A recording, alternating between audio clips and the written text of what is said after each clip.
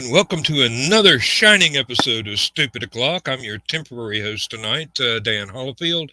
Joe Dog is off doing family stuff, and he might be in later, and then again, they might not get back in time. So, without further ado, let's bring on the rest of the gang and get started as this party. Hey, here's John. Hey, Joe called. They got bail money. I thought they was going to a movie. So it was family stuff like Ma Barker's family. Going to make an earnest withdrawal from somebody's bank.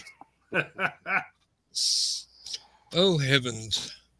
And Ryan Permission is here. First up, what's up, everyone? Well, you're awake. That's a temporary thing for me. Yeah.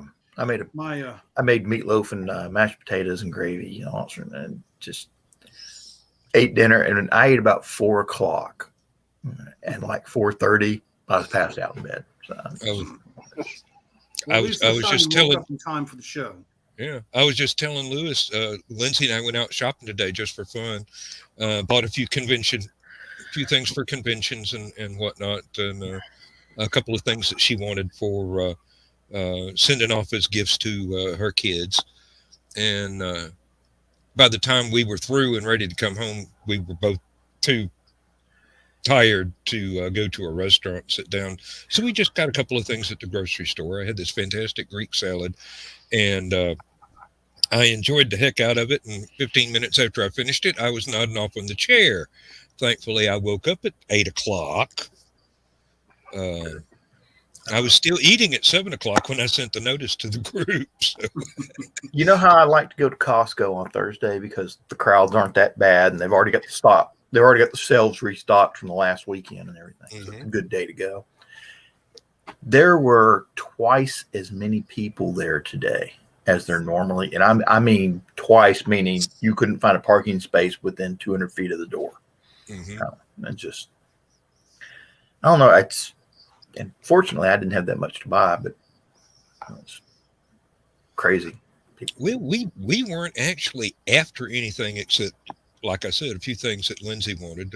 We went by Joanne's looking for a couple of things that she needs for a project she's working on, and found some new Christmas tree ornaments that she just absolutely fell in love with. So we had to have those, and I was looking around. The Joanne's is now in the same building that the Michaels used to be in. Mm-hmm. And I've got to say, I know Joanne's is a fabric store, but they had a great deal of art supplies there as well. I did not find the one thing that I was looking for because I've got an easel that unfortunately had a little accident. It's now a 2-legged easel, and I don't know exactly how to go about fixing that and not make it look bad. I mean, I can make it work, but I can't manage the exact finish of the wood because it had not been, it's just bare wood. It had not been stained or anything. So I don't have anything that's not aged in the barn for 15 years on hand right now. I'd have to go out and buy a 1x1 about 3 feet long in order to fix the piece that's broken. So it's a cheap easel. I was just going to go ahead and get a whole new one, but I will have to go to Michael's for that. It's broken. So it's a cheap easel. I was just going to go ahead and get a whole new one. Somebody got an echo. No, it was me. Yeah. Oh, okay. I was scanning social media. My wife a few weeks ago. Hey, Michaela. Sorry to interrupt. I was just going to say my wife went to visit some friends in a North Georgia town a few weeks ago, and she just really liked the town, and so she picked me up a commemorative cup. Oh yeah, I know where that is. Oh, that's a good cup for social media. Let me tell you. And then she said something about going cowgirl. Not sure what she meant about that, but Notice how carefully I'm not turning that into a joke. You're a wise man, Dan. No, I just know when not to back into a door. I walk into a few, but Yeehaw, man! yeah. Like I've got friends keep asking me why I never got married, and I said, well, because I joined the Army right out of high school, and one of the first things they taught me was how to avoid an ambush. So. Michaela, I'm so sorry to hear that. OnlyFans will. Yep. You have all the qualifications for that. Matter of fact, you might be overqualified. Oh. Yes. Thank you, Carl. I don't know how long I'm going to keep it, but because my current wife really doesn't care for them. So. Oh, this guy's asking for the band hammer already. I'm not as patient as Joe Dog, let me tell you. First inappropriate thing, boom, Monier comes down. Well, in any case, shopping was fun. We did find a lot of things that we didn't expect to find, and a few things we didn't find that we were looking for, but we've got web pages where I can order the stuff instead of have to drive a long time to get to a store and pick it up. I like having stuff delivered to the house. Well, like I said, I think we're going to do most of our Christmas shopping in New England. Just go to little shops in Vermont and New Hampshire and Massachusetts, and we even went by Barnes and Noble today, and I was walking around looking at all the books and going, "Hey, I know him, and I know her, and oh yeah, I know him real well. He's fun." Joe has family deals tonight. So. Oh yeah, Carl's. Yeah, I was waiting for a break in my monologue. Yep. They had to go to the They had to go to the Capitol on a horse theft matter. I'm sure you can find a receipt for the horse. He may be in later. We don't know. Let's see. Oh, this is a green room comment here. Really, I like mine to be out and about and free to scamper. They can do whatever they want. Well, good, Michaela. That's great. That is absolutely great. Glad you had some fun. How is the writing every day? Because Michaela has just retired from her day job and became a full-time writer. So, good luck. Way to go. Yeah.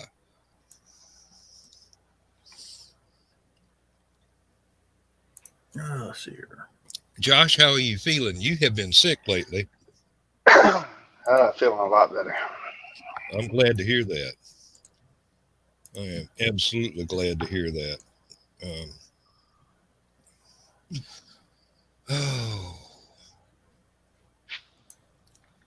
Tired of sleeping on the couch.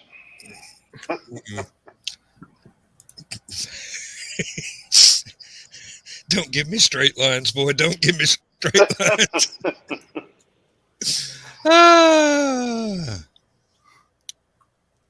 Waking the wife up at 1 and 2 o'clock in the morning, hacking. That is not a good thing. Nope, not at all.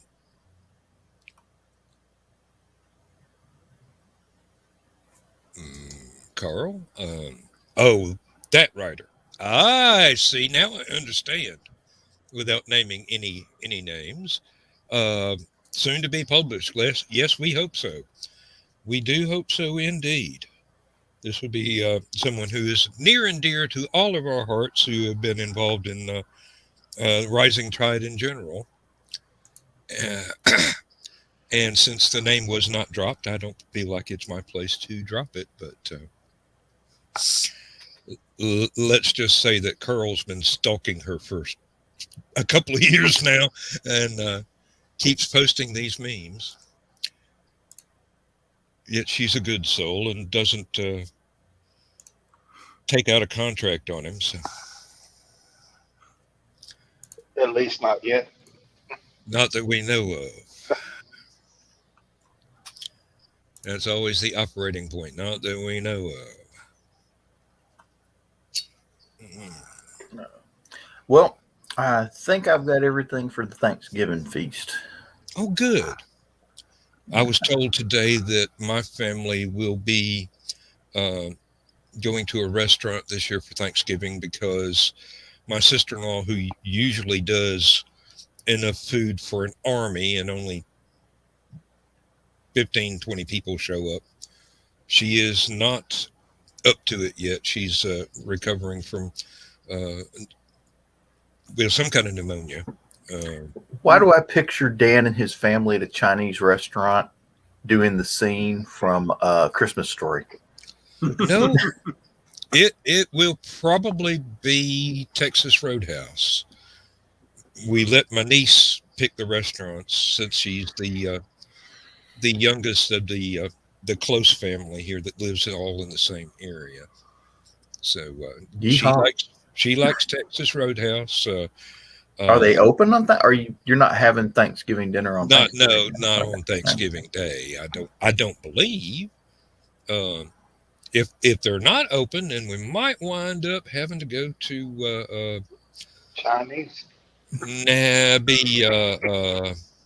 Cracker Barrel, which is what my mom likes and what my wife likes better than Texas Roadhouse. The food's great at Texas Roadhouse. It's just too loud. Hence the term it's a Roadhouse. roadhouse. Yeah. Yeah. Didn't you see the movie? Actually, don't think I ever have all the way through. I've seen the essential scenes, but I've never felt necessary to sit down and actually watch it all the way through. I mean, there's not a single flying saucer or ray gun in it. What's it got for me besides that's one of those odd movies where, of course, Patrick Swayze. Yeah. Well, that An would be entirely different movie. Okay, but Patrick Swayze. Well, you were talking about spaceships. Patrick Swayze does such a great job at the beginning of the movie, and then they bring in Sam Elliott. I mean, it's just talk about, that's taking your audience and showing them, oh, this is really good. Sam Elliott. Oh, go. It's yeah. Eye candy for the ladies too. Got to be equal always. One of my favorite scenes in that movie is when they're in the diner. The morning that they did the Roadhouse thing, and they went to the diner, and she's getting up to go to the restroom, and he's sitting there watching her walk away. It's like, Yep. See, that's where Sam Elliott dances with her there. Well, that's not considered a crime in my book, but rather an admiration of the artwork.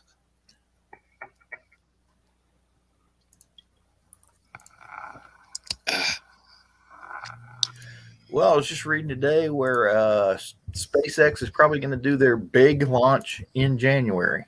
Yeah. So I'm sure Joe Dog is getting fired up to do that. Cover that, rather.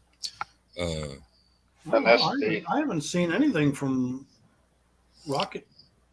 Armchair Rocket Science. I haven't. Well, there have been a lot of. It has been rather slow. I mean, aside from the official stuff. All right. Well, you got they did the Crew 2 came back, Crew 3 went up, and SpaceX launched another satellite cluster. That's pretty much it. Right? Yeah. That's the heavy lifter, right? The big one. The big one? No, it won't. It's going to go up in January. It won't launch in January. Yeah. Now they've got Falcon Heavy, which can launch big payloads, but I think you're talking about the the SpaceX Starship. Yeah. Yep, and that's as far as I can tell, they haven't really fully tested that first stage yet.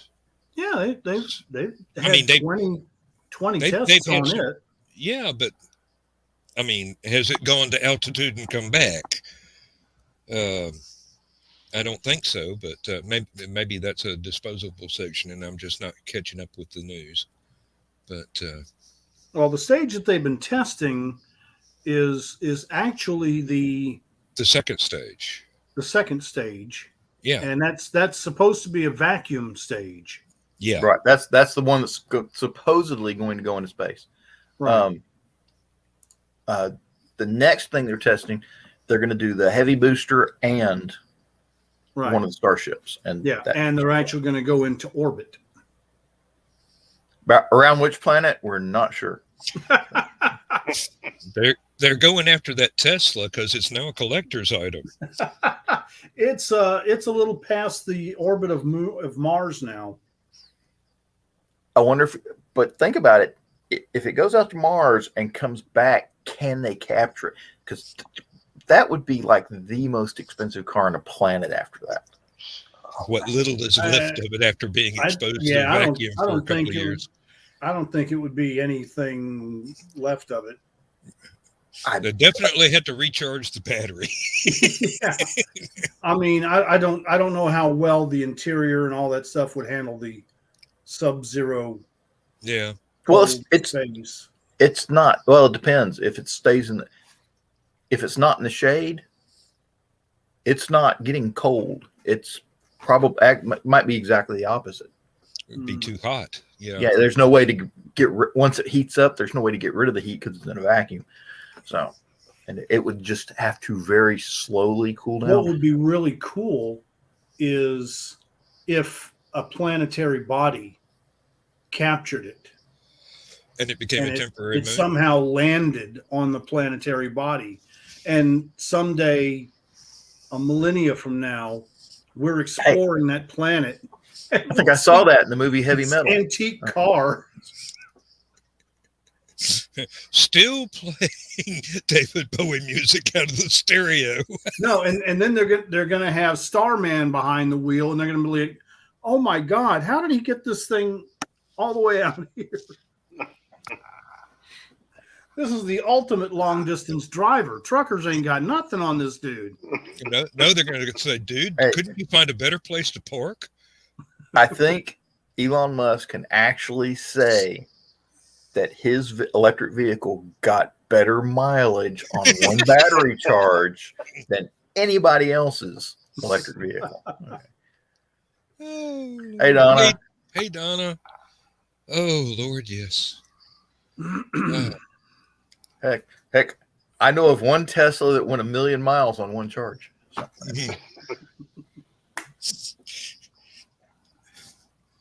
Oh. Yeah. Did you see that GM opened up their Plant Zero, and they're making electric Hummers there, and yeah, that's a pretty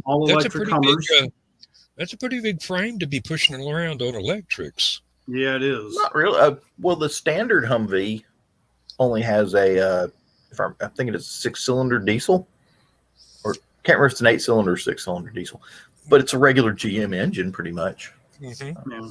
It ain't like a Cummins or a Detroit diesel. I mean, it's a pretty heavy vehicle to be hauling around with electrics because. No, Humvee, it's right up there with any other pickup truck, really. Really? Any 4x4 pickup. Well, now we're not talking an up armored. Yeah, we're not talking up armored. It's street legal. Up armored, yeah, that's a heavy son of a bitch. So it's not quite the Detroit ready model. The original 998 was mostly aluminum bodies, vinyl doors, okay, and a plastic fuel tank. I mean, it didn't, the frame and the suspension had a lot of weight to it, but other than that, heck, the hood was fiberglass. And if you open up the hood, the panels on either side of the engine, the mud guards, were plastic. I mean, it's not I'd say it's probably the same way to Yukon or it's right up there for any other GM product, pretty much. I got to look that up now. I heard somebody talking about having seen an all-electric Mustang here within the last 2 days. Yeah, they've had a few of those, but most of them are custom. No, the original Ford's making an Humvee all-electric Mustang. was about it varied, but it said from 5,200 pounds to 5,900 pounds curb weight. That's And, fairly average for full size truck. Yeah. SUV truck size vehicle. Yeah, I know some guys with dualies that probably a bit heavier than that. But Got that's the one Biden was driving the other day. Right? I haven't the faintest idea. I don't care what anybody drives. No, he did a burnout in it. Actually, I believe that was actually a self-driving car, because I can't see anybody letting Biden drive a car. Yeah, don't you remember he used to drive a Corvette on the White House grounds? So that's where those donuts came from. But yeah, Why GM is am I supposed to be hearing going. the Rich Little comedy routine about when Jimmy Carter and Rosalind Carter first went to the White House? No, You remember that? Oh, Rich Little did this comedy routine, and of course, he's the impressionist, does the voices. So he was doing Rosalind Carter, and he nailed her. I mean, just sounded just like her. He's talking about how you're going to take all these tires, cut them in half, paint them white, and line the White House lawn. Said, but you got to put them evenly spaced because we don't want it to look tacky.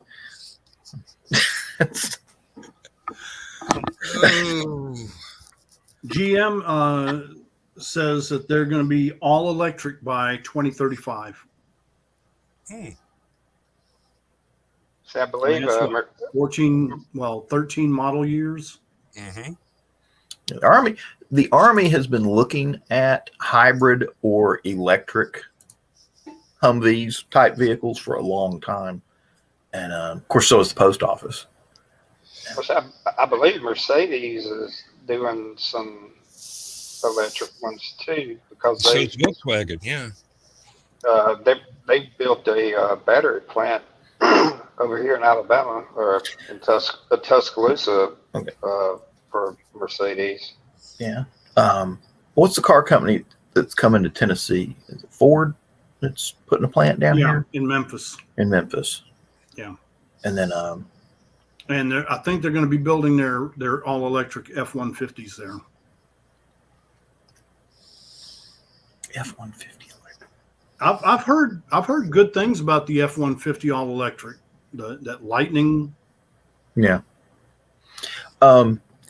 Today our postal carrier from post office came by today in one of those new trucks. Mm-hmm. Oh, really? I didn't even know they had decided on the design yet. Apparently they've got a new truck, so it's but there was that one company that they were going to do an all electric truck, and then they decided to go gasoline until the post office could get the infrastructure for electric vehicles, I guess. Because apparently they're going to put in charging stations every darn where. So. That'll take 100 years. I don't know. They've already got them at Walmart's, and if Walmart's got something, other folks are not going to be that far behind. That's something Tesla should have got into. Was electric delivery vehicles about the size of a mail truck or a UPS truck. Yeah. I think those would be great for cities and towns. I don't know that they would be as good for out here, because they've got to have almost a Jeep's suspension system to keep up with some of the roads. And you could put suspension system on anything really. Well, I know, but I mean, there'd be a little bit of extra money that our local post office would not want to be putting in their budget. It would have to be spread out to the nation itself. I wonder how much gasoline or diesel the U.S. Postal Service uses every year. Fair amount, I'd say. Because they've got they got their tractor trailer fleet. Yep. They've got their aircraft.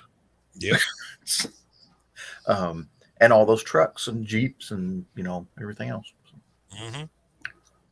Lindsay was pointing out back when England had the milkmen come by in the little three-wheeled vehicles with the Cushman. the glass bottles that you would recycle. Here it is. Those things were electric, and there were fleets of them. So it can be done. Were they electric or were they? I thought they were a little Cushman, ran a little 2-cycle motorcycle engine. The ones that she remembers were electric. So that would have been. She was in southern England, so it might have been. Yes. Okay. It might have been in some of the more northerly portions of England and say Scotland.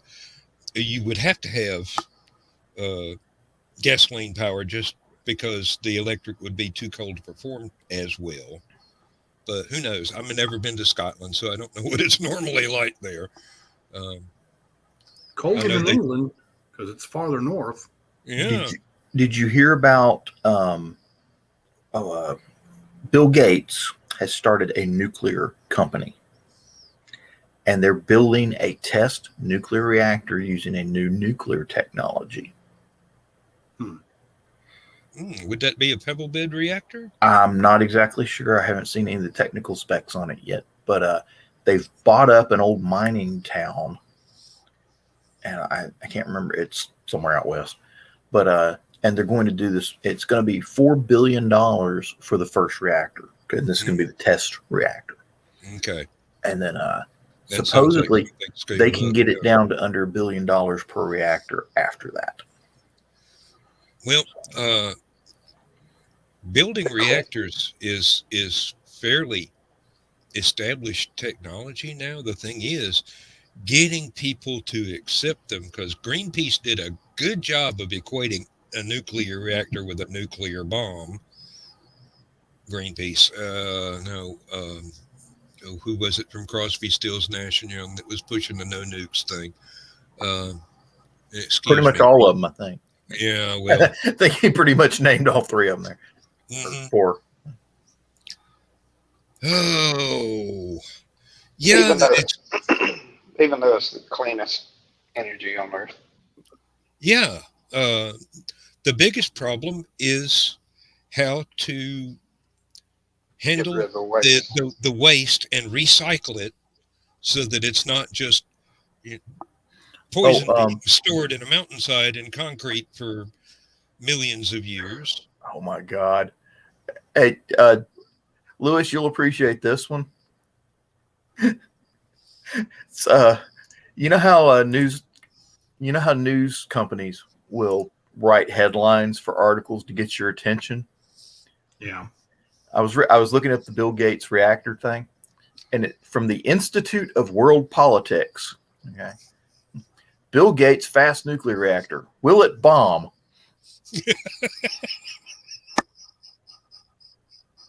Well, that tells me where the first one's going. Yeah. It's going in Africa. Yeah. They're building it in Wyoming, which is a lot like Africa, only white. Kind of like South Africa. Did you know that in Africa there is an area which is an entirely natural nuclear reactor? It is uranium deposits with. I thought you were going to say Wakanda. No. I wish, but they probably borrowed some uranium from there. It's uranium deposits that actually have creeks and streams and rivers and stuff that flow through it to regulate the reaction. And some of the anthropologists were thinking that when the water levels were low because of a drought or something, there would be a buildup of radiation might have caused a few mutations in any of the wildlife that came through, and might have indirectly led to us. Radioactive monkeys. That's a good description of humanity for you. Well, we keep trying. Bill Gates, the company is called TerraPower, and they're trying to build their first advanced nuclear reactor in a coal town in Wyoming. Let me see if I can. In Khmer, I think I'm pronouncing it right. Chimera, Wyoming. It's a frontier era coal town. Oh, John, I wish you hadn't said the name. Now you're going to have millions of protesters there. It's in the middle of Wyoming. It's a frontier town. I would love to see all those patchouli smelling protesters trying to survive out there and try out a Montana winter, huh? Oh, welcome to Wyoming. Please dress warmly. Right before you hear. Speaking of which, Smith & Wesson is about to locate its headquarters in Maryville. Yes. Yeah, they started building on that, didn't they? Yep. Kemmerer. Kimber. Okay. Kimmerer. And now everybody is going to confuse it with the actor that played Colonel Clink in Hogan's Heroes. That's Klemperer. Yes, I know. Werner Klemperer. Yes. And he actually wanted to be an orchestra conductor, so it's one of the trivial things that I remember. But he's also Jewish, or was Jewish. Mm-hmm. Well, most of the people playing the German soldiers in the program were.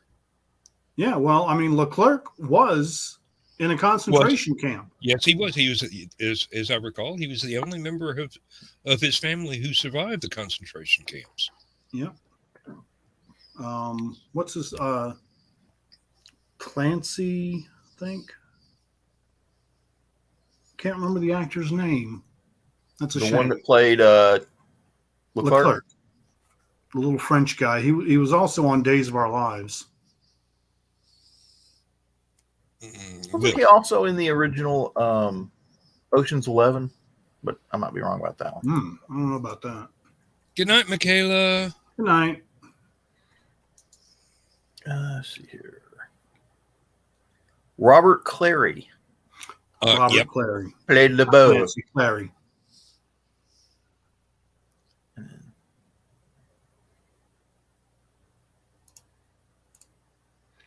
Of course, Richard Dawson. Yeah. Survey says.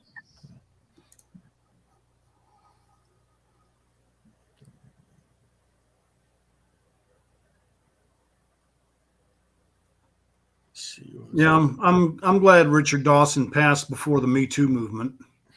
They'd have buried him. Yeah. Let me see here. Robert Clary. He was in The Bold and the Beautiful. Was that the? You sure? I thought he was on Days of Our Lives. It says Bold and Beautiful. Let me look back a little bit. You're From looking at his 1992, Days of Our Lives from 72 to 87. Yeah. So he got around. See, my mom used to watch Days of Our Lives, and he was Robert Leclerc played Robert Leclerc. Oh, he played himself. Okay. Apparently. You know, that was my favorite part about watching Hogan's Heroes. At the very beginning of the show, you see Leclerc lifting up the doghouse. Oh. Well, gentlemen, I shall step away to the necessary. I'll be right back. Thanks for the warning. Let's see here. Let's see. I was trying to find some tech specs on that nuclear reactor. But if it runs on Apple tech, that might explain something. Let's see. The plant will provide a base load of 345 megawatts with the potential to expand its capacity to 500 megawatts. Let me see. It's not. No, this is going to be a test reactor. Okay. I was going to say, But the idea, that's not a very high output. Well, it's in the middle of nowhere. I mean, but apparently once they get the tech, like I said, they're going to spend $4 billion on the first one. Yeah. And then once they get the technology straightened out, they'll spend less than $1 billion on other plants. And I imagine it'll be a little bit bigger. So, and I imagine they'll do a lot of testing on exactly how much output this thing can put out. So, yeah. Yeah. I mean, and all they have to do is attach it to the grid.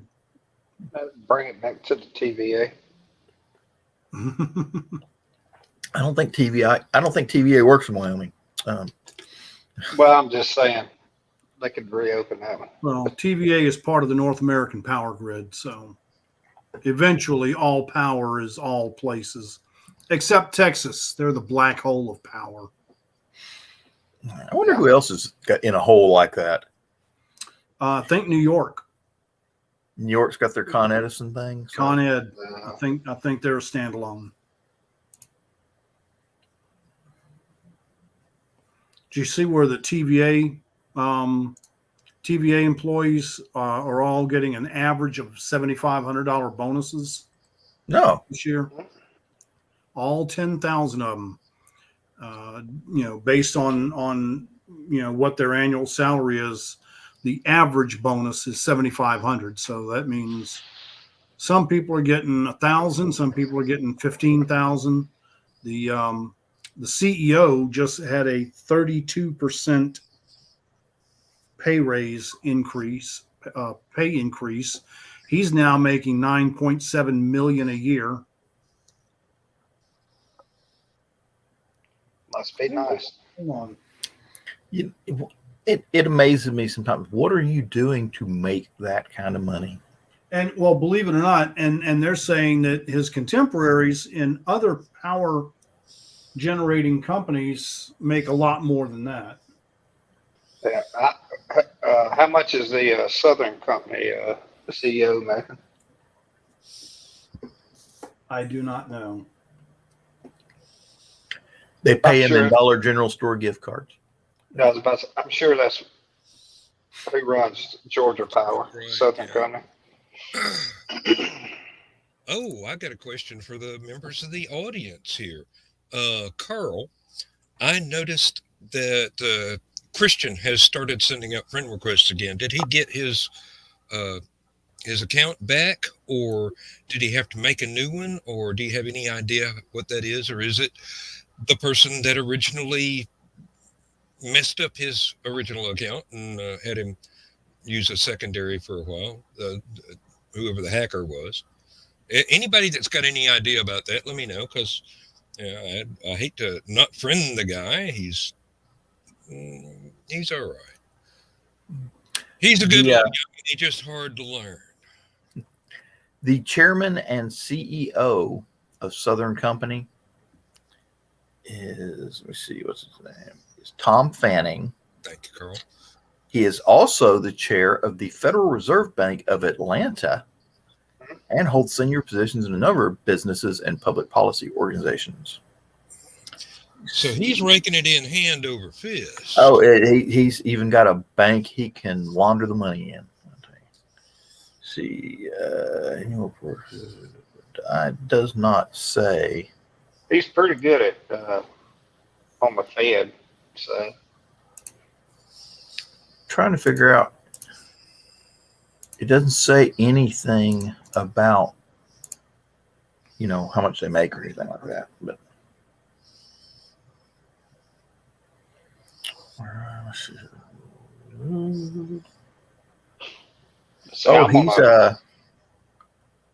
let's see. He not only does Georgia Power, does Mississippi Power, Gulf Power. Probably Alabama Power. Doesn't say anything about that. He does something in Australia. Kangaroo Power. Kangaroo Power. Koala Power.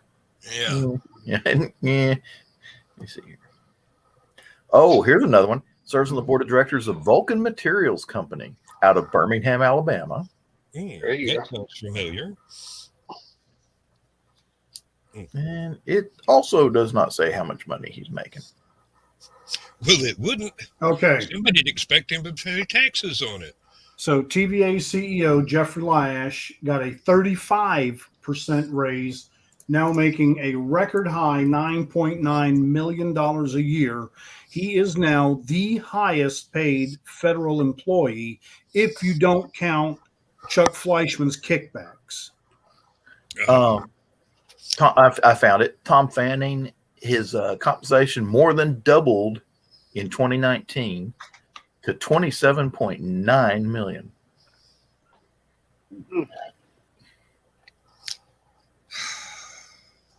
So I guess Alabama Power has its own. Do they have electricity in Alabama? Yeah. Okay, just checking. They do in Huntsville. Since last Thursday. Well, I'm on a co-op down here where I live. I'm on Blackwater Electric. Why do I see a big hamster wheel chickens in it? They might be, Okay. but my power bill is a lot cheaper than Alabama Power. So Yep.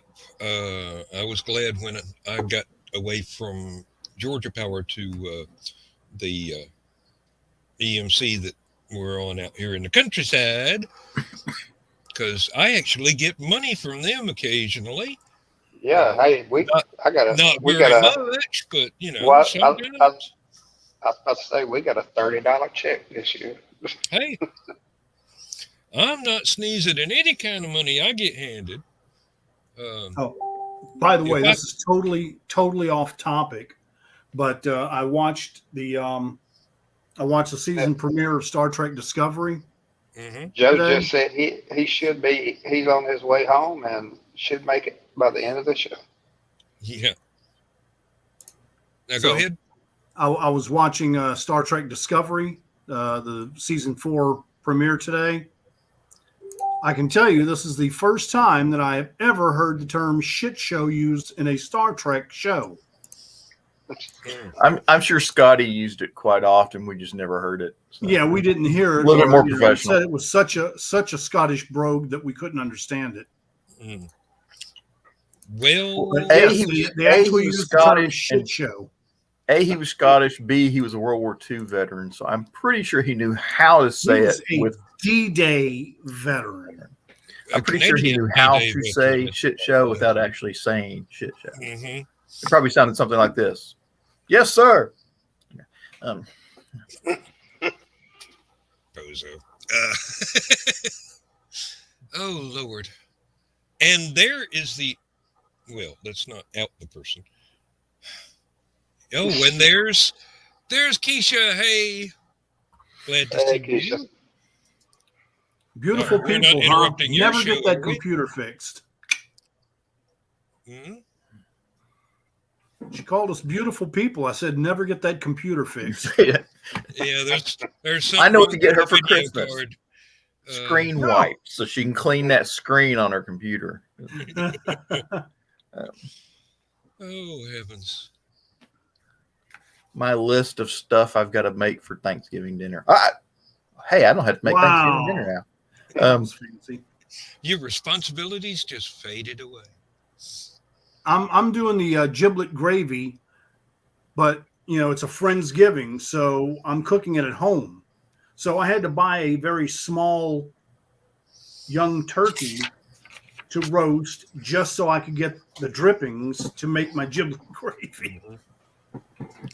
I think Lindsay's planning on doing something similar. She's not going to get a full-size turkey. She's just going to get just enough for the two of us. Yeah. Well, you see, also with the Friendsgiving, there's probably not going to be any leftovers. So this way, we'll still have turkey leftovers. Mm-hmm.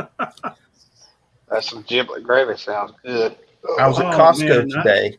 And I put the diced up hard boiled eggs in it. Dude, it's a food group of its own. Oh yes. Gravy should be. Okay. Well, Um, I mean, usually when I'm having Thanksgiving dinner here at the house, I'll take the gravy and I'll take a ladle of it and put it in a little small bowl. And while I'm fixing the rest of the dinner, I've got a Biscuits. brown and serve roll and I'm dipping, just eating gravy. Oh, Costco. I don't know how many of y'all go to Costco. The Costco here up near East Ridge had a set of disposable aluminum pans Yeah, I saw those. for making a Thanksgiving dinner. Had pie pans, casserole pans, bread pans, and the big turkey pan, Yeah. all in one package. Oh, I didn't see that. I saw the individual different sizes. No, it's one like Oh, wow. That's a neat group. idea. Yeah. exactly. Yeah. And I was pushed my cart down the aisle, saw that. I went, God damn it. Because I had just, like, earlier in the week gone down to Ingles and bought all of those individually. And had to buy 3 of each size. Yeah, I bet the combo pack was a little bit of a savings over buying each thing individually. I'll tell you what, that young mother with the 2 kids was not impressed with my language. Oh, but the kids were. Now they've got a larger vocabulary. And imagine how impressed the school teacher is going to be in their English class. I was going to buy a set. They had those, what was it, Tremolina, I think is the name of the company. They make stainless steel cooking ware out of India. Mm-hmm. And they had, I've seen them in Costco for years. I was going to get them, and it was a set of 3 stainless steel mixing bowls. And we've got some plastic mixing bowls and stuff like that, but they're starting to get old and brittle, and the edges are breaking and stuff like that. I've got a couple of them I bought down here at the grocery store where the handles are broken off of them. So I was going to buy a set, and I've been eyeballing them for years. And finally, I was going to pull the trigger and buy them today. They don't have them anymore. I've been staring at them damn things for 6 years. You got my luck, man. Oh, I learned a long time ago, if you see something in the store that you want, don't count on it being there next week. Don't count on it ever being there again. Anywhere. Yeah. Well, it never occurred to me that those would disappear because they're just so mundane. You know, it's like every kitchen has stainless steel mixing bowls. I mean, it's like pots and pans. They always have pots and pans. It may not be the same brand, but they've always got pots and pans at Costco. So, well, it's like I don't know where my wife got them from. I'd been wanting some stainless steel pots and pans, and they were on sale for like $100. She's like, "Do you want them?" I said, "Yeah." She's like, "I can come back tomorrow and get them." I was like, "No, get them now. They won't be there tomorrow." That's right. That's my philosophy. If you see it and you can afford it, go ahead. You can always throw stuff away to make room for it. They had a big classic turkey roaster pan with the roaster rack that goes into it. So, and Mom's got one, and we usually use hers, but we don't have one here at this house. So I'm like, I didn't buy it though. I'm like, I got pans. So. You'll be sorry. Nope. I got to carry a turkey over to Mom's house. I don't need a pan. I need, something I can throw away when I get there. You need a truck. Hello, Sarah. Oh, Lord. Last turkey I did, I smoked it. So that's what I'm going to do with this one. I think I'm going to start off smoking it and then roast it. Finish it up. I usually, I did one year on a smoker that was really good. I stuffed it with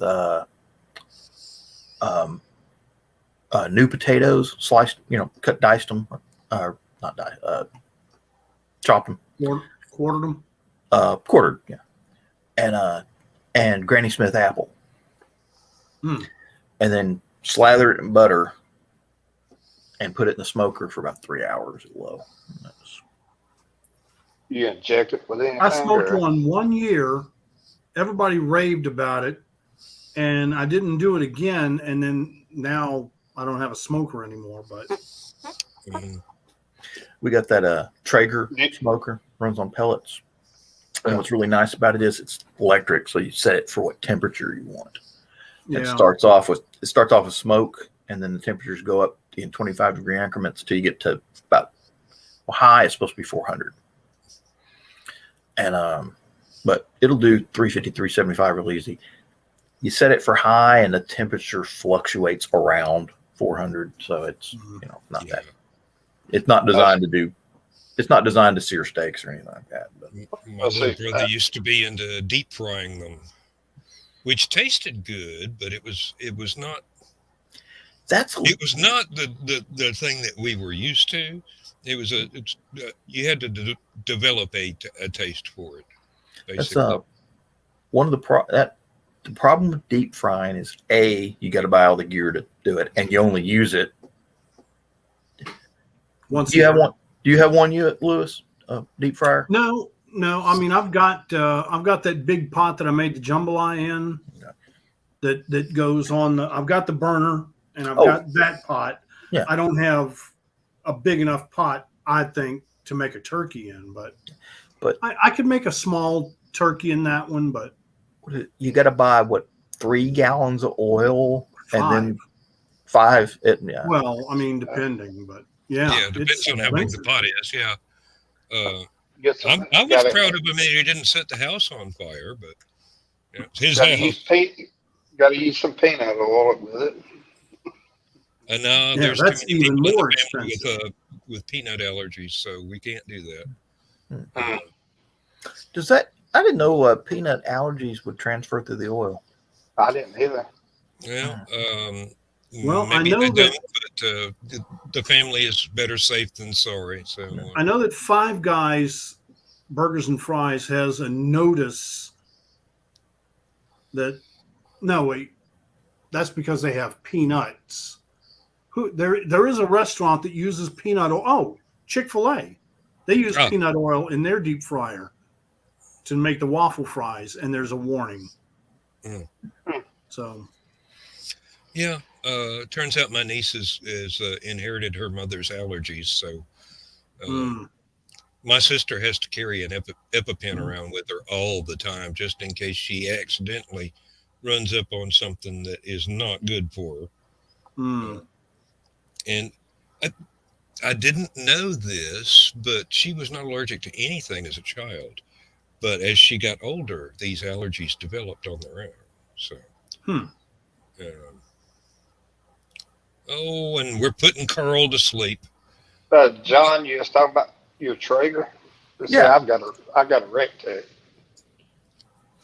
They're right out of your state, y'all state. See you later, Carl. Thanks for joining. Later, Carl.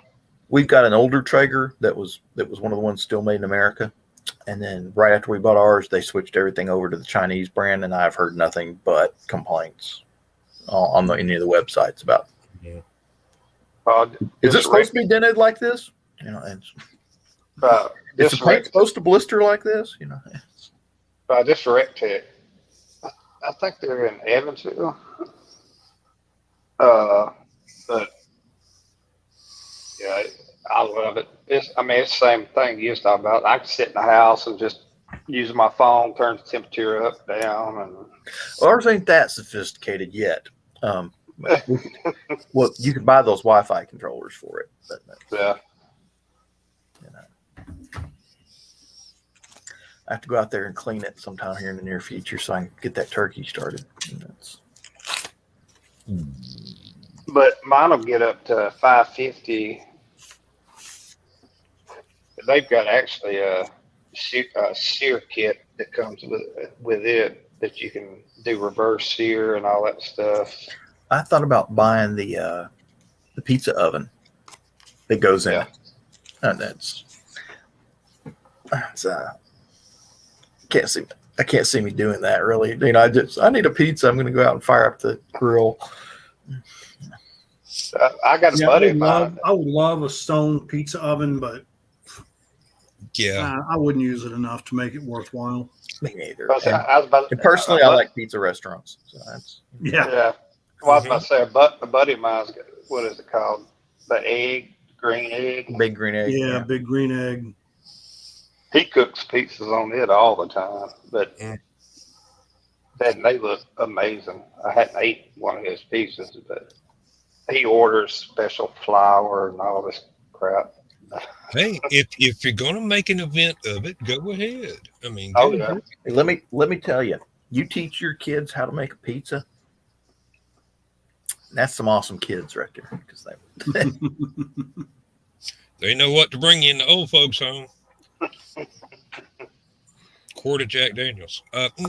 Yeah. Rheumatism medicine. Yeah. Cough syrup.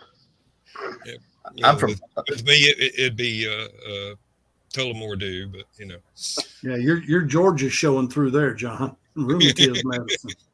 yeah. Yeah, well, I thought the Granny was Clampetts were from Tennessee. Kentucky. Kentucky, actually, yeah. It's Up around like, Postal. what was it? Dukes of Hazzard. They never actually said which Hazzard County. Mm-hmm. Yeah, but we all know it was Kentucky. No, because they used to drive down to Atlanta quite often, and there's a Hazzard County in Georgia, but there's also one in Tennessee. So I would go for the one in Tennessee just because of the nature of the environment. it was the one right outside Burbank. It was Hazzard County, Tennessee, right outside Burbank, California. It was right over next to the MASH set. Yeah. No, they turned that into a tourist attraction for a while, but a wildfire got it. The MASH set. But if you drive out there, all the white rocks are still there. Okay. And there's an ambulance that had the tires had gone flat on it, and they couldn't get it out of there before the wildfire hit. So there's a burnt up ambulance, looks like a war movie set, and it's kind of was. Well, the set burned just before the final episode was filmed.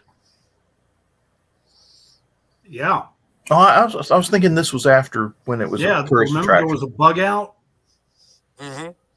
They had to incorporate that into the final episode. Yeah, and then they had to bug out of the new location and go right back. So they must have redressed the set. Yeah. As Frank Burns said, M is for mobile. Are we all in the South? Let's see. Yeah, this particular grouping of us At this time, yes. Yep. Yeah, both sets were burned in an October 9, 1982 brush fire that destroyed the set as the show's final episode was being filmed. The fire was written into the finale, which was titled Goodbye, Farewell, and Amen, when it aired February 28, 1983. So, yep, Malibu Creek State Park is where they recreated it. Then Ripley's, Believe It or Not Museum up in Gatlinburg burnt, which, boy, that just, you talk about losing a big chunk of your childhood. Yeah, really. That was a massive wildfire there. And all was the only town that went to the torch there. No, this was before that. Oh, okay. It was the actual just the museum burnt. Okay. And they lost all those Ripley, believe it or not, exhibits that he had been collecting for 50 something years, whatever. Only ones that survived are like the metal ones.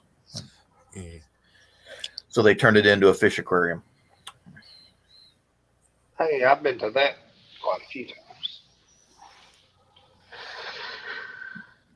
You know, I remember when Tennessee was first talking about putting the aquarium in Chattanooga. And I was like, my dad was a pro bass fisherman. And I could just see the day it opened, there'd be like 150 rednecks out front with fishing rods. I would expect that, yeah. I'm going to get me a whale. What year was that this past wildfire hit up there? Pardon? The last wildfire up in Gatlinburg. That was 3 years ago? 4 years ago? 3 or 4? Yeah, That was somewhere around in there. 3 years ago. It did a number on 2016. 2016. Okay, that's even Wow, further back. 5 years ago. Yeah. Jeez, how time flies. Because I remember reporting on it. I've been at GOW too long. That was as a matter of fact, it was in November. Yeah. Yeah, I remember it was right before the Christmas season. Yep. There was a wedding chapel up there that was one of the first businesses to reopen after the fire. They managed to rebuild and tried to put it all back the way it was, just for the people that had gotten married there before, just so their memories would still be intact. And there's Joe Dog commenting on stuff. So, boy, get in here. We still got an hour. Mm-hmm. So ain't too late. Eat your food. Jump on in. Joe Dog, take the wheel.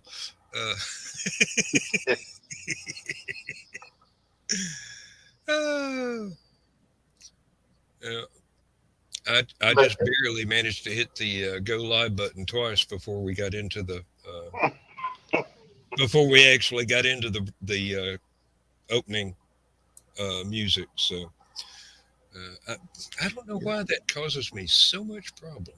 That Gatlinburg fire was supposedly started by 2 juveniles, was what they thought. That was arson, basically. But apparently there were also some down power lines. You're talking about the most recent one? Yeah, the Gatlinburg fire. 2016 fire, yeah. And they couldn't find enough. They couldn't get enough evidence. And apparently there's some big hoopla about who has jurisdiction over the case because it took place inside of a national park. Apparently, the Department of the Interior couldn't do what they wanted to do. So, well,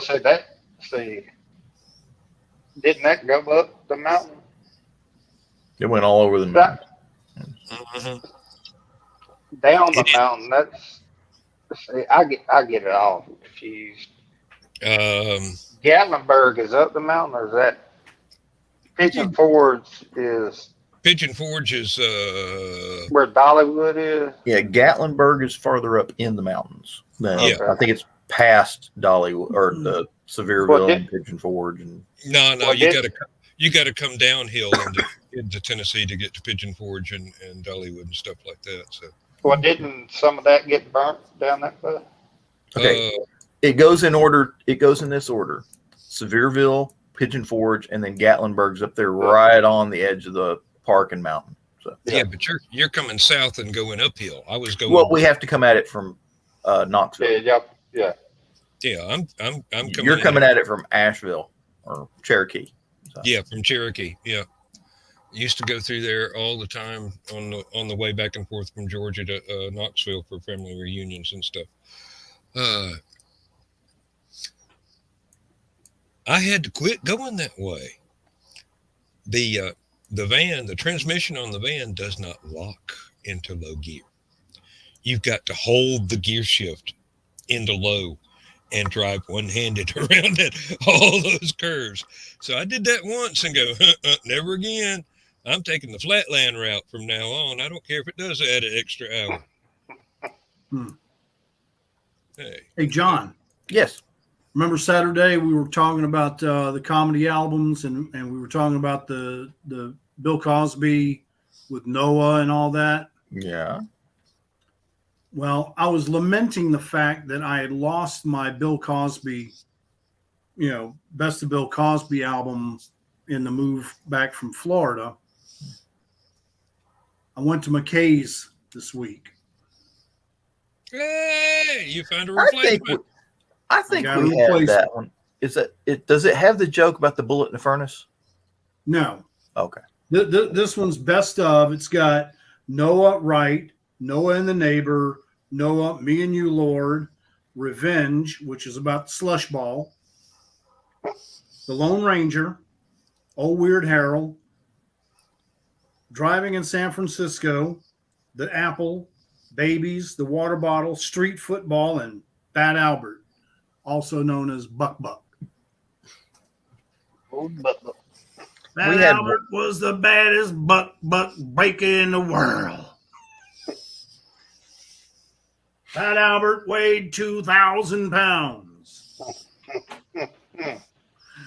I know he's a pervert, but damn, the man was funny. I'm trying to remember. I can't remember which album it was, but we had one where they did the joke about kids at school. One of them found a bullet. Somebody piped in and goes, "Throw a bullet in the furnace, it'll explode."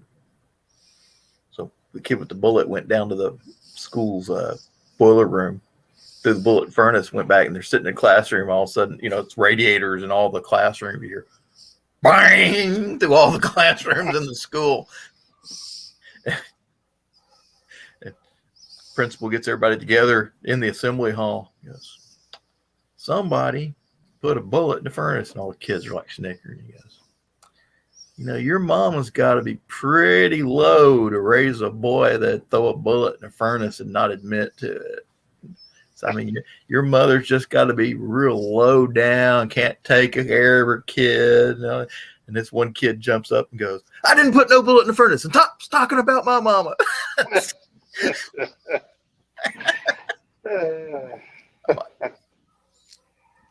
Psychological warfare. I've noticed this thing's got just a little bit of lag.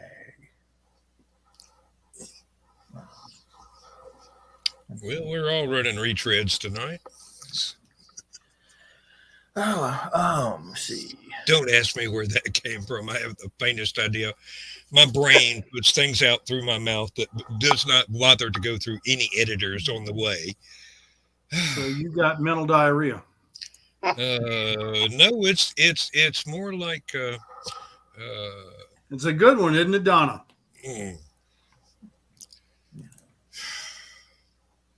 I wouldn't know exactly how to describe it. No, diarrhea is more like never being able to shut up. And he's got mental constipation. No. Only when he's trying to write. It's a bad case of hiccups is what it is. I'm wondering how, they're talking about this chip shortage with the microchips. Yeah. How is it that the United States doesn't have a strategic microchip plant? Why isn't Texas Instruments down there still making chips? Because it's chipping because they're running on Texas power. Hey, but they're building 2 new plants to build chips now. Talk about a gerbil in a. That's right up here in Cleveland. We've got Wacker Chemie, which makes the polysilicon that's used to build the chips on. They're building one in Texas and one in Arizona. Well, they better hurry up and finish. The problem with they make what they call hyper pure polysilicon chips up here in Cleveland, Tennessee. Well, Charleston, technically. Well, the problem with the one in Arizona is where they're going to get the water for it. Yeah, that process does take a lot of water. Yep, I imagine it would. Sound like Tennessee would be a great place to put it. They got a lot of water. Oh, is everybody? And y'all can't have none of it. Hey, anywhere in the southeast. Has everybody gotten the summer air out of their tires and replaced it with winter air? I don't know, but it took me hours to find a bottle of blinker fluid.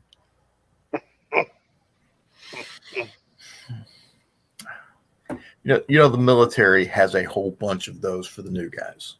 Just it's and they got what was it? They got my roommate when we first moved to the unit. They put me and him in the room together, and we were both new guys right out of basic training. They sent Sanders down the motor pool looking for a can of track tension, and then they sent me down to the radio shop looking for a case of squelch. Now, I thought it was kind of strange, but you got to understand the U.S. military has slang for all the radio equipment. Prick 77s, Angry 88s, dog bone mics, ham bone mics, aux units, just all these different things that go with the radios and stuff like that.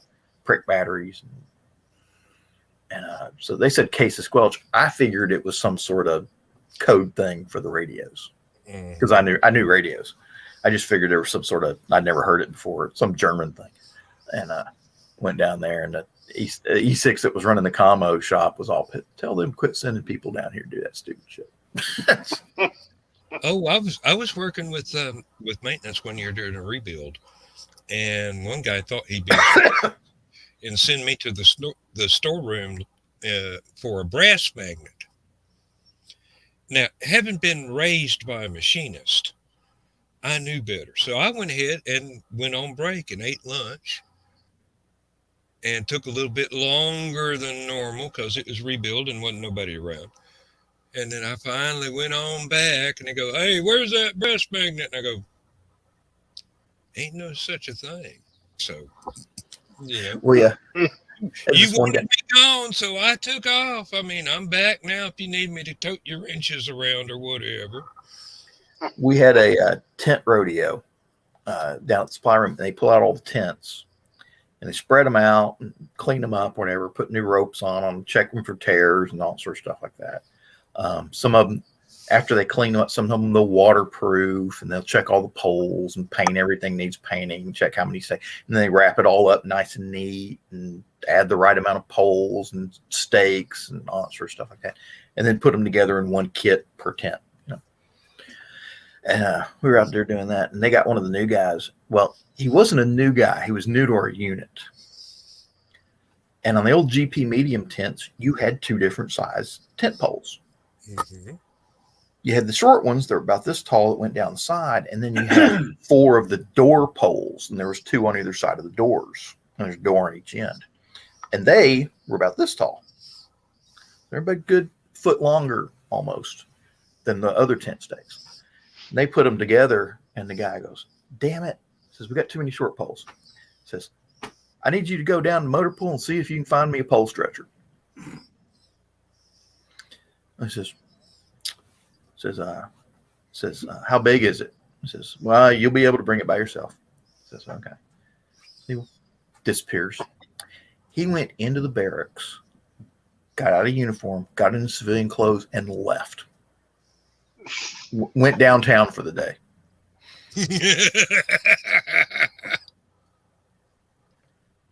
He wasn't AWOL, was he? No, he was looking for a pole stretcher, just like they told him to. He just couldn't find one in the motor pool. So he went downtown on the economy to see if he could find one at like Woolworths or someplace like that. Up here in Cleveland, new police officers that just sign on and they're on their first patrol. Dispatchers used to have this neat little trick that they would play on them. They would get a call to go to North Ocoee and Main Street, man with a gun. The officer will get there and say, "I'm not seeing anybody." The dispatcher will say, "Look up." Civil War statue.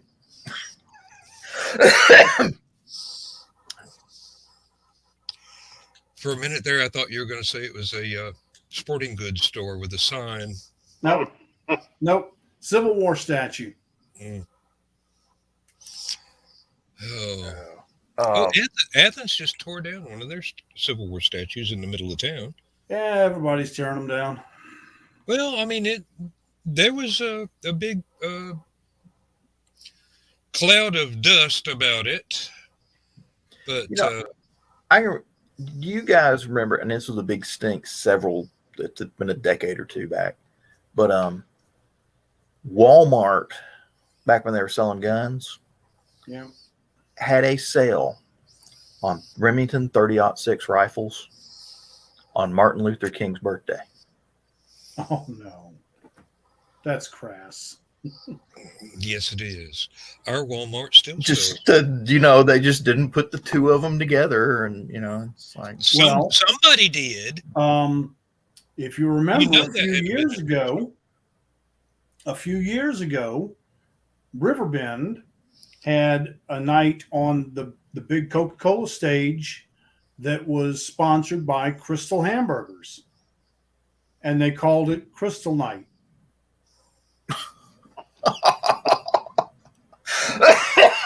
Yeah. Yeah. Even I get that one, and I'm not the brightest light bulb in the drawer. Oh, Lord. No, John. Needless to say, that was the Walmart last year still Crystal sells, ever sponsored an entire night. I imagine they got a little bit of pushback from that. A little bit. But believe it or not, I mean, the Jewish community just said, Crystal Nacht, Crystal Night.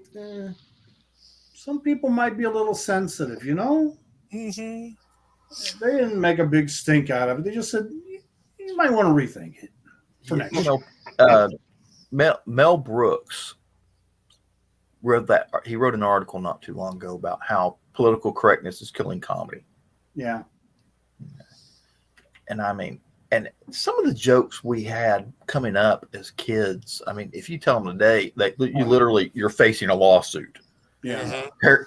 Terrorism charges and stuff like that. And I mean, so it's like that one, you know, have you heard about the new German microwave oven? It seats 12. Yes. and just, you know, and you can't tell those jokes at certain places. You know. No. And I've got I understand using humor as a way to diffuse situations and or to cope with really, really hard issues. But a lot of people don't get the joke. And that's the real shame. And then, well, comedic relief. I mean, it's supposed to be. Look at some of the shows we grew up with. Okay, Sanford and Son. Oh, dude. Have you seen TV Land lately? No. Okay. Now, before Bonanza comes on, there's a warning that the show portrays outdated stereotypes and social views, whatever, social views and stuff like that. Yeah, but there's a warning before Bonanza now. I don't remember that much that was racist in Bonanza. Well, wait a minute. The Chinese cook, Top Sing, for one thing, yeah. Indians, you know, Indians are always portrayed by white people, and Well, usually they were Leonard Nimoy, so you know. I shall return. Was it Anthony Quinn, Charles Bronson, Leonard Nimoy, all these Indians that were played by white people. Oh, yeah, I got it. James, not James. Oh shoot, he wound up marrying Barbara.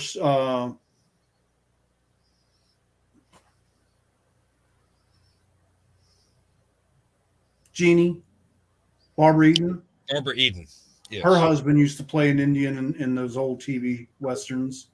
Oh, and here should I bring him? No, he'll bring himself. No, he got his own damn button. He's got his own damn. Anyway, what's his name? John Saxon. Yeah. John Saxon's played Indians, Mexicans, and and I think a Klingon in the original series. I think John Saxon played. I don't think John Saxon played a Klingon. Michael Ansari. Michael Ansari, yes, that's who I was trying to think of. Yeah, at one time, John Saxon played a kung fu expert. So, hey, Lewis. Let me see your shirt just a little bit there. Bucky. Nice beaver. Yeah, but Lewis, look at my shirt. I got a dozen of those. I got polos, I got t-shirts, I got white tees, red tees, gray tees, bright yellow tees. Lewis, I know you're gonna want to go see it, and I'm gonna say, go see it. Denise said they're going to be showing it at the IMAX. Go see it. I'll wait and see it. See it? That sound, the IMAX is known for the size of the screen. Yeah. But my God, the sound system is what makes it killer. Ghostbusters Afterlife. Okay. And I haven't seen the new Dune either. The aquarium. And Ghostbusters, the next generation. Lewis. stay till the final credit rolls. You know, God love her, Denise knows that about me, and she does it too, especially with any Marvel movies. But with any movie, we always stay till the end of the credit. Marvel movies have nothing on this end credit. Okay. There's 2 end credit scenes. But yeah, it's I laughed and I cried and I walked away thinking it was worth the 30 years of waiting. Mhm.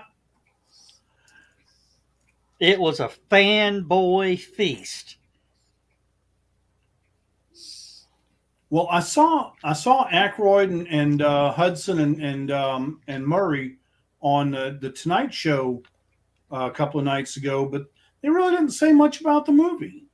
They were talking about the old movie, but they didn't say anything about the new movie. It was They said that Jason did a really good job, yeah. and since he literally grew up with Ghostbusters, he was really the only person that Who could have done this. Yeah.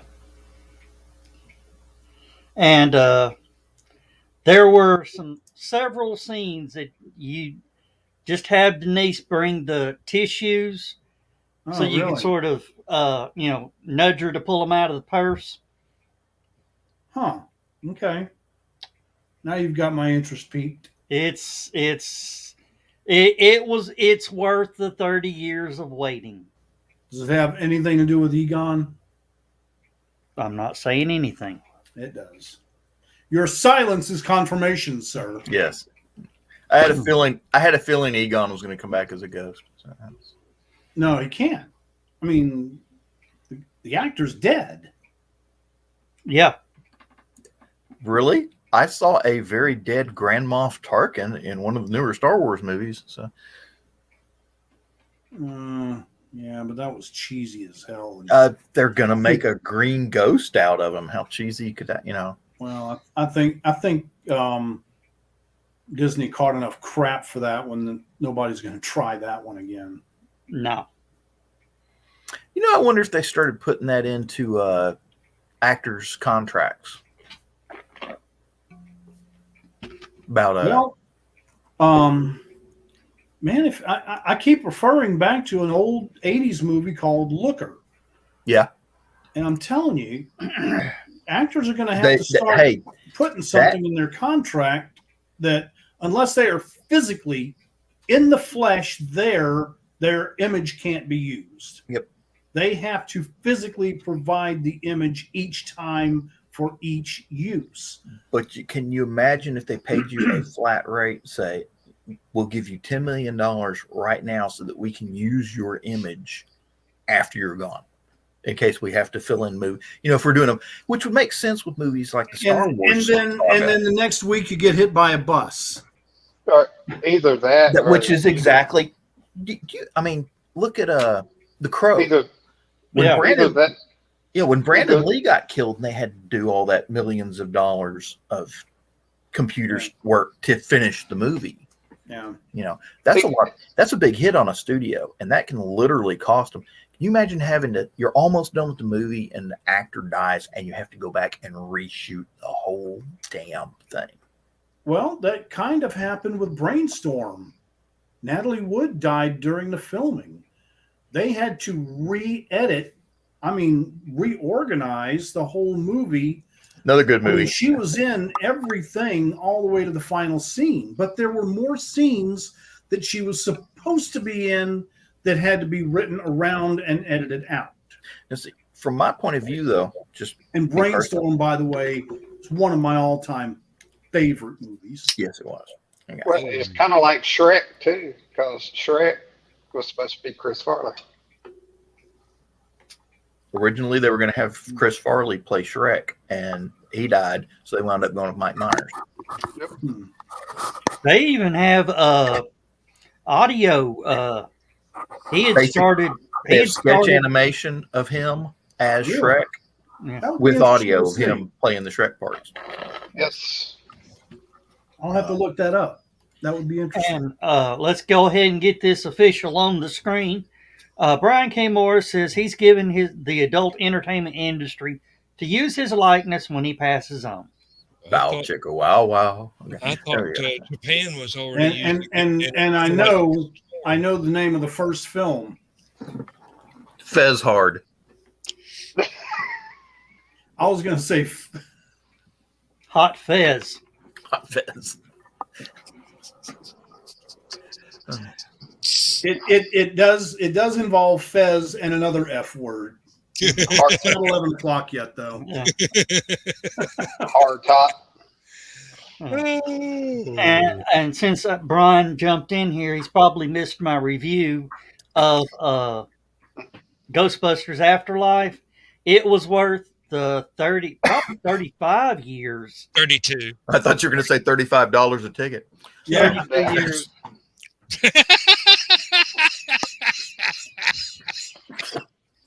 Can we put that on the show? Can we put that on the screen? No. Nope. All right, now I've got to look. Two Fezes. Did it come out here? Did it come out tonight? Yeah, it came out tonight. Very Okay, good, Brian. I Very can good. go. I can watch it tomorrow on my TV. Ghostbusters or two Fezes, one cup? Ghostbusters. Just checking. All right. Yeah, We were talking about two different movies, and you said you had to watch it tonight. And I'm like, wait a minute. Hey, Brian, wait till the Lordy. Cookie's Revenge. I ain't watching no Beavers or. Oh, we were talking about, Red Fox and Sanford and Son, and how Thank you, Brian. We appreciate it. It's too late. You done got it started now. Yeah. Just come here and poke stuff. It's the internet. It never goes away.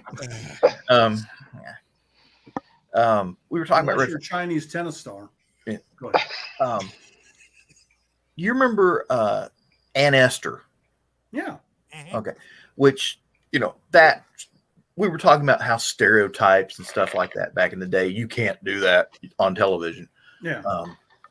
And just things. And I was trying to think, what were some of the other ones that were just really Chico and the Man. Mm-hmm. Yeah. Oh, I thought you were going in a totally different direction. Have you seen photographs of Ann Esther as a 20-something? Yes. Mm-mm. She was exotic dancer, wasn't she? Mm-hmm.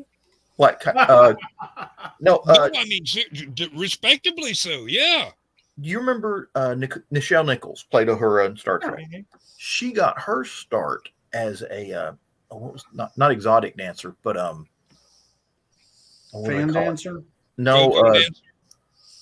I'm trying to remember the term for it. Where they do the artsy performance dancing. Interpretive dancer. Interpretive dancing. Thank you. Oh. She was a big interpretive dancer, and apparently her and I can't remember the actress's name that played Ann Esther were in that same school together. Wow. At long Well, ago. Michelle Nichols is built like a brick shit house. Baby got back. I'm not limited to her as to dimensions. Good Lord. Have you seen a lot of Let's these do Star little Wars pictures. or Star Trek memes where they show Uhura dressed in her Dark Mirror outfit from Star Oh, Trek? yeah. Mm-hmm. That's Well, that. But It's it was a hard to shame. upsex the miniskirt she normally wore. You remember? Yeah, they took the mini skirt she normally wore and made it even shorter. So Yeah. and no midriff. So Yeah. Oh, yeah. The bare midriff was. yeah. Paul Reading knows all about that. And, Imagine but the absolute horror when men found out that women had belly buttons. Yeah.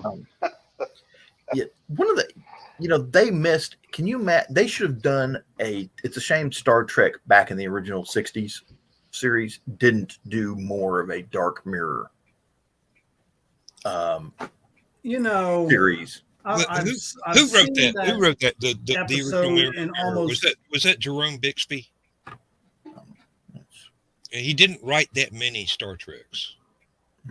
But I've seen the Mirror episode in just about every incarnation of Star Trek. You're supposed to. And I understand that the actors love it because they get to play a different character, but I'm sorry, they've just never done anything for me. Did they ever do a mirror universe with Next Gen? I don't think they did. No, I'm not sure. I don't. no, they had. It doesn't come immediately to mind. No, I don't think they did it with Voyager, but they did it with Enterprise, and I think they did it with Deep Space Nine. they did several with Deep Space Nine. Mhm. And they've done it with Discovery. They had a whole season Of that, that yeah. dealt with a mirror universe in Discovery. But no, I think the closest they ever came to something like that in TNG was when they went back to a planet to do a rescue, to do a recovery mission, and they found Riker on the planet. Oh yeah, And it was a transporter. Duplicate, It was a right. transporter bounce back Yeah. that had Riker in two places. One that went on and one continued that his was trapped career on the and got planet. commander, and the one that was a lieutenant that was stuck on that planet, fixing wound food up- replicators to stay alive. And he wound up going off and doing he went to a different ship, did a whole new Yeah. mission, and Yeah. wound up joining the Maquis in the Badlands. I didn't realize that. And was Yeah. killed by the Cardassians, fighting the You Cardassians. know, something that I did not know until a few days ago, and I'm astonished that I didn't know this, but the Maquis is the French word for resistance fighter, and that's what they called the French resistance fighters in World War II, the Maquis. You did? Oh, okay. I didn't know that until That was a couple direct days ago. historical reference. Yeah. No, I got while I was at McKee's looking through the albums, I also got 150 years of photojournalism for $1.50. Hey, That's a and penny that's a year, man. that's Liz on the front, isn't it? Huh? No, that that's was Queen Victoria. Victoria. Yeah. Oh, yeah. So that would be the French Revolution. Oh. And a lot of it was kind of risque. Physical studies often linked to eurythmics. Eurythmics was an exercise program. That was made from Sweet Dream. I always thought it was just an 80s band. And Isadora Duncan style Greek I'm glad somebody dancing got that joke. was a part of a whole back to nature program current in the 1920s. In Germany, this had a more sinister dimension, working on assumption of a human perfectibility that chimed in with the Hitlerian notions of higher beings derived from a combination of female spirituality and male superiority. And they've got a photograph of one of those dances.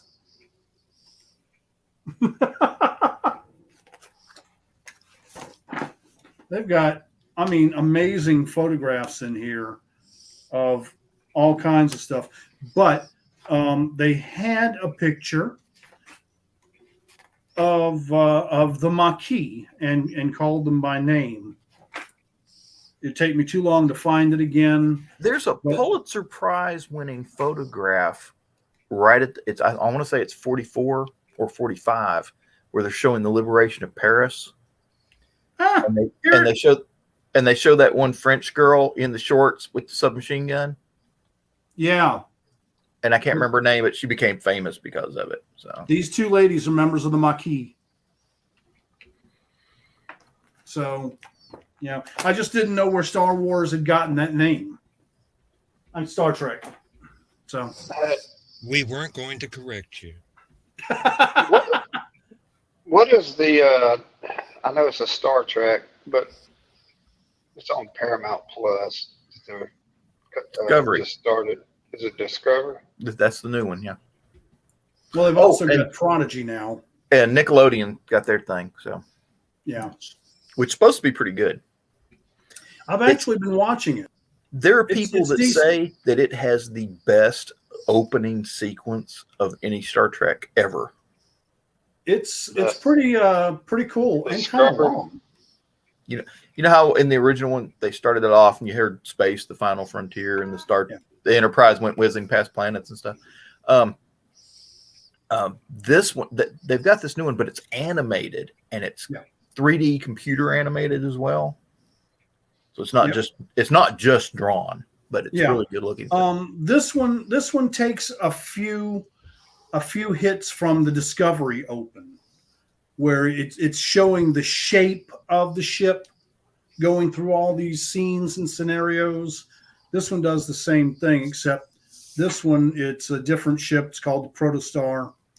And in today's new episode, yesterday's new episode, we find out Protostar is not just the name of the ship, it's the propulsion system. In addition to warp drive, they've got a miniature baby star that is like warp on crack. Yeah. The Romulan warships, they're big My battleships. lawyers will be in touch. Run on Seriously. What? I've been using that in my stuff for about 20 years now. Oh, really? Yeah. the Romulan Oh, wow. warships ran on a quantum singularity drive. Yeah, they had a Which little is the, miniature. you know, Yeah, little Romulans chunk of did, star. yeah. Yeah, that's, So they're running off Bill Gates' new nuclear. something like that. No, they Which were is why running there's- off my bank account. The Romulan warships are made by Apple, which is why they're so easy to blow up.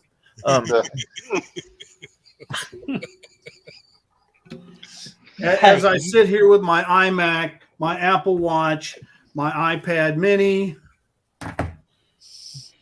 my iPad Maxi. So, are you getting the new Apple car in 2025? I doubt I'll be able to afford that, but I probably would if I could. You know, that new Apple car, they've got a trailer designed for it. Don't do it. Don't do What? it. They got a trailer designed for it that's really cool. It's called the Apple Cart. Okay. You did it, Dan. I saw that one coming from a mile away. No, Uh, I thought he was going to say it was a real lemon. Oh my God. That's even worse. That's a real. That's a real Why line. wouldn't it be?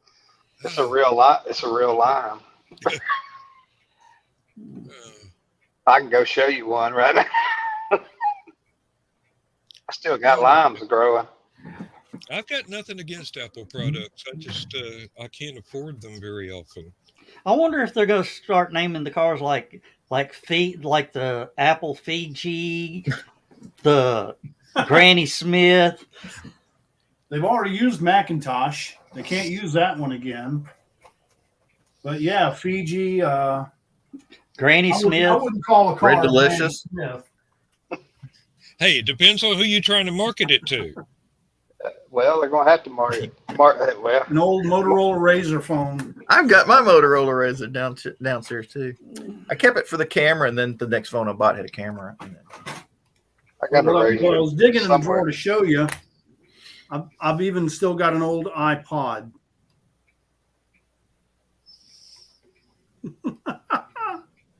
I've got a clone of that, I think. I've never seen an iPod that big before. It's not an actual iPod. It's just a. We've got one of those little ones that docks with the Bose system, and it's the size of a postage stamp, literally. Shows you how old it is. It's got the wide multi-pin. Uh-oh. If I We're in can trouble get this now. thing- Where to ping. Only one missing is Bill. Yep. I don't exactly know what brand this is. It's just Yes. I bought Howdy, it Bill. to plug into Hello.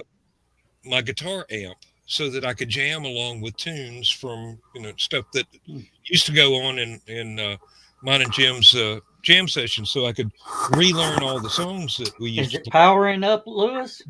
Well, it's showing the dead battery, but that it shows this will it'll still boot up once I It's got, charge it. it's got 3 dots on it. And it'll probably try to connect it. It'll probably try to connect to the internet. I know. Apple will charge you $28 in back fees. No, this one does have Wi-Fi, but what it doesn't have is DRM, What is that? digital rights management. Oh, You That's know, the that thing little, nobody that wants on annoying their little piece of software that keeps you from putting all your previously pirated music on your new iPhones. ah, This one doesn't have that issue. Oh, look, there's the Apple. Oh, The Yeah. only thing is it doesn't have Bluetooth. This was made before Bluetooth was widely available. So you Now have to watch use, Lewis, by plugging this thing in, crash the entire Apple network worldwide because it's just some old piece of tech they didn't think existed anymore, and it literally just China I've still launches got my nuclear. 2005 iMac that still works perfectly. They just, you know, he's about to. They China, don't support it anymore. China's launching nuclear weapons Yeah, I was about to because say, he just China's wiped about to out go- their whole defense grid. Oh, Yeah. China's about to have a power outage. yeah. Well, that's Hey, because Bill. they're all running Windows 3.1. Windows. Yeah. remember what we were talking about Saturday, Bill? Oh yeah. I went to McKay's used bookstore and got it for $6.50 in Very cool. mint condition, man. I mean, not a scratch or scuff on the record. It was in the plastic sleeve, everything. You got something to play it on, Lewis? Oh God, yeah. I've never been Okay. without a turntable. That's my problem right now. I don't have anything to play mine on, and I'm going. Walmart's got a Crosley now for $39.95, and it's got Bluetooth that you can actually hook a Bluetooth speaker up, and it'll play through the Bluetooth speaker. I've been Oh, wanting wow. to get. Audio I've got Technica one makes that, one that's got a USB, so you can plug it into your computer and you can digitize your Yeah. albums. I need to get one of those cassette players to do that and basically put all my cassettes on the computer. Because they don't have no copyrights on that stuff. Yeah. Anyway, The Crosley that I was looking at, Joe, is called a Crosley Lancaster, which it looks like an old, I want to say like a Tombstone style radio, but that's not really exactly accurate. But Yeah, I know what you're talking about. yeah, it's about $129 or $149, something like that. So it's not incredibly expensive or anything. But like what you said about the Bluetooth and all that, it has that on there. Now, Yeah. one thing I was astonished to see when we went to Barnes and Noble today, they have a vinyl records section, and I walked Mine's up. coming back. I walked up to it and go, I Everybody's have going on 3 now. times this many records on shelves in my house right now, and they go back to well, let's see. There's actually one that's a 78. But I've got stuff that goes back to before I was born. Lord, the Vienna Symphony on the Air. The thing that I listen to the most on that is Die Fledermaus, which it's got a great piano solo in there. Let me tell you, that's just an amazing piece of music, which folks will not believe that classical music has great solos in there, but yeah, it do. Depends on who the composer was, but yeah, it do. But Lewis, here in Tuscaloosa, we've got a store that's all they sell is LPs. Yeah. They probably got 50,000 LPs in there. If you want to find propane and propane accessories. yeah. If you want to find it, you probably can find it in there. You just have to dig through stuff. Well, I also got Best of the Guess Who. While I was Who? there. Yeah. Love Guess Who. Mm-hmm. No I sugar played tonight in my coffee. I On played the a album. Oh, I played a Clap bunch of Get for To it. videos from YouTube for Lindsay, and she goes, "I didn't know who did those songs. I was in England when those came out." And I go, "Yeah, you were." yeah. Did you go That's the watch? one I had. Best of the Guess Who. It's got Mhm. These Eyes, Laughing, Undone, No Time, American Woman, No Sugar Tonight, New Mother Nature. That's all on the A side, dude. That's just the A side. I like that. He pulls out a 60s albums and starts talking like he's in the 60s. Dude. No, that was definitely 80s. Yeah. Yeah. Dude is 80s, man is 60s. Yeah. Mhm. Yeah. Yeah, Did you go watch a movie tonight too, Bill? Do what? Did you go watch a movie tonight too, Bill? No, I'm taking my niece on Saturday to go see the Ghostbusters. So Joe, shut up. All I'm gonna No, say, he didn't give nothing He away. didn't give any Oh. spoilers. Oh, all I'm good. gonna say is, stay till the credits. I mean, where it says Sony, Blah, blah. Sony Studios, whatever, at the end of the scrolling credits, Okay. Stay all the way. all the way through. He So said there's- just kind of act like we're watching a Marvel movie. Yeah. he And he then said stay a that little longer. there's two Yeah. ending. He said there's two ending credits. Yeah. There's Okay. Okay. Oh, Lewis, do they have Star Baby and Clap for the Wolfman on the back of that Guess Who album? no. I'm thinking that I wish had to they get did. it I love Clap for elsewhere. Wolfman. Oh, No, I but do too. Man. I used to have the 45. B-side's not as good. It's a Hand Me Down World, which is good. Mhm. Bus Yeah. Rider, Share the Land is good. Yeah. Do You Miss Me, Darling, and Hang On to Your Life. Yeah. Yeah. The last two weren't quite. There's one I can recommend on YouTube. It's either all 17 or all 18 minutes of American Woman, Mm. and it has Randy Bachman just tearing up two different guitars. One of them the strings break, and his helper hands him a second one in the middle of the song. The band does not slow down, and he picks right back up where he left off and just keeps right on going, even though he doesn't even know if this thing is exactly tuned the same way as the one that the string just broke on. I mean, you'd think the crew would keep it that way, but I know guitars, so they can change tune just by sitting someplace and Well, getting a especially little bit warmer or colder.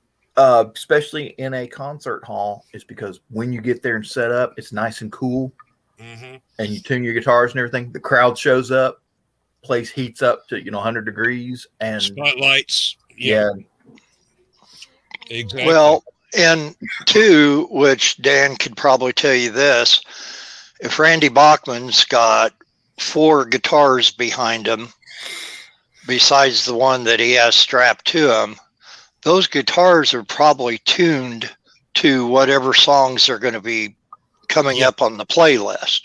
Well, not Because- only Randy, but lots of other people do Well, the same. sure. But Lewis, my favorite line from Clap for the Wolfman is Wolfman Jack saying, "If you got the curves, I got the angles." I love that line. Yeah. you got the curves, I got the angles, baby. Yeah. It's all about what your boogaloo situation got going. Mhm. Do you remember when Wolfman Jack was on the new Battlestar Galactica? No, but I remember when he was doing What? Was it Galactica 1980? Or that one. when I was a kid, that was new Battlestar Galactica. Yeah. Yeah. And the Cylons crashed on Earth, and they went to the World Trade Center, and his radio station was in one of the twin towers with the big radio antenna on top. And they commandeered his radio station to try and send off a signal to alert the Cylons that they had found Earth. Bet that didn't go the way they expected. No, the advanced Cylon, the one that looked like a human being, got wounded. So the old style Cylon followed its programming and would not allow him to be captured by the humans, picked him up, and jumped off of the World Trade Center. Win-win situation. Could have been the Nakanomi Tower. Nakatomi Place. No, it wasn't Christmas. No, it's not Christmas till Hans Gruber falls off the Nakatomi Plaza. You know, somebody needs to re-edit that with Christmas music. Just play Jingle Bells all the way down. Now, you Let know it that. snow, let it snow, let it snow. Yeah. Let him fall, let him fall, let him fall. Oh, Now, there you go, Lewis. We need to Yippee-ki-yay. Yep. Now, you know that scene where he turns him loose and he falls and that look on his face? Yeah, Have you ever heard the story of that?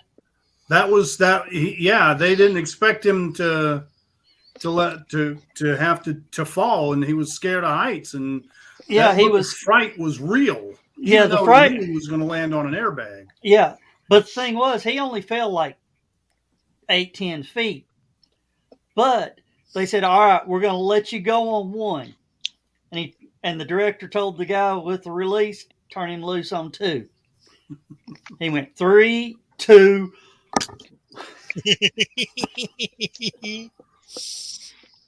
Made it that much more believable then, I guess.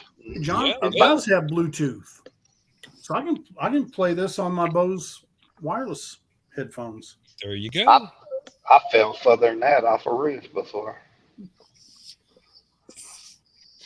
I almost did. That's why I'm not a roofer to this day. Further than that of a tree. I was scraping shingles off a 3rd-story apartment roof. I was doing roofing work during the summer when I was younger, recently out of the Navy, and I slipped. And this was a steep pitched roof, and if I hadn't missed a nail, and that nail hadn't caught on my blue jeans, I was a dead SOB, man.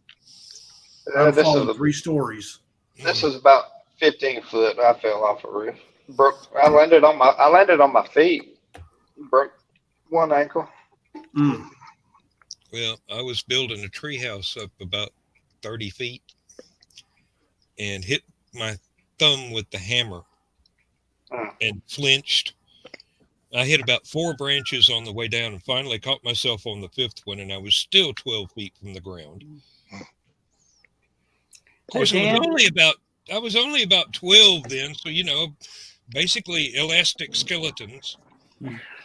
Hey, Dan, you know when you hit your thumb with a hammer like that, it makes you have that urge to pee. No, Yeah, seriously, yeah. If you go pee, you'll feel better. Seriously. I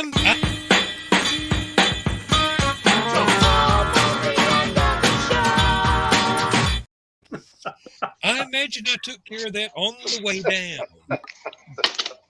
Yeah. Well, you know why? You know why that is? When you mash your fingers, you got to go pee. Smash the piss out of them. No, that's how you cook kidney beans. Bowl of piss out of them.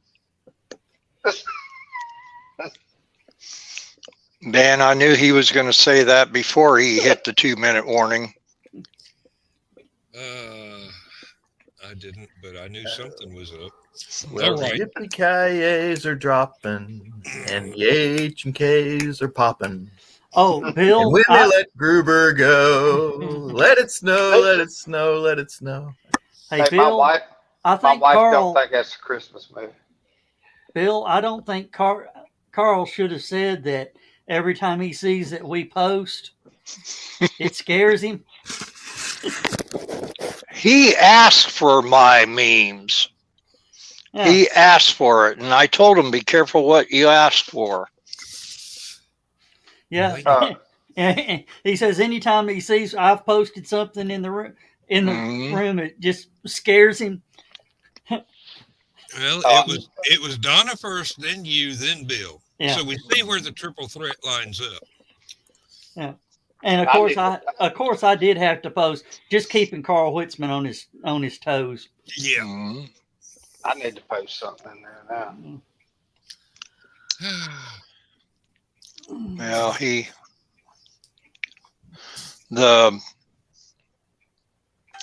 the Ralphie one was late last night, so that's where my mind was on that. But tonight, sorry I was late tonight, guys. I forgot to. I have a issue. I can't really, due to, and I already told Josh, but due to respecting the family's privacy, last Saturday I lost my sister-in-law. Oh, She sorry to was, hear that. thank you. She had a rough life for someone who was so young. And so anyway, there was another thing coming up tonight that I found out about, which I can't talk about, but I had to talk about it. So I was on the phone with Laura for a couple hours, and anyway, so, and I had a story all worked up, which I guess I can say it. Dan, Dan ain't there. Dan done cut a trail on us. Yeah, Okay. he had to Are they doing the last man standing? I didn't. Yeah, he's doing Oh, that. okay. I can But he do my better- story on his show then. So, All right. because I know you don't have enough time, but Yeah. it's a kind of Actually- this day in history. Oh, okay. Well, I'm gonna go ahead and get this set up and ready, just in case Dan don't make it back. I'm gonna. We need to say good night, everybody, and I'm gonna be over there prepared to start Dan's show. No, Dan's back in time. Dan, jump back in. Say good night, everybody. Good night. good Good night. night, everybody. Good night, everybody. We'll see Good night, y'all everybody. Saturday night.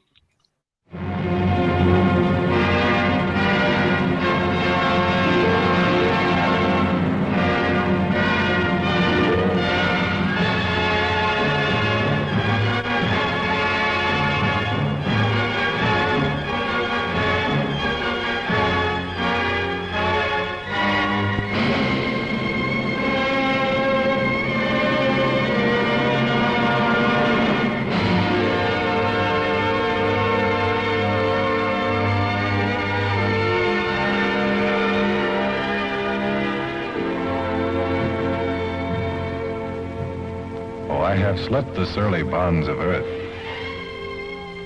and danced the skies on laughter-silvered wings. Sunward I've climbed and joined the tumbling mirth of sun-split clouds and done 100 things you have not dreamed of. Wheeled and soared and swung high in the sunlit silence. Hovering there, I've chased the shouting wind along and flung my eager craft through footless halls of air. Up, up the long, delirious, burning blue, I've topped the windswept heights with easy grace, when never lark nor even eagle flew. And while with silent, lifting mind, I've trod the high, untrespassed sanctity of space, put out my hand and touched the face of God.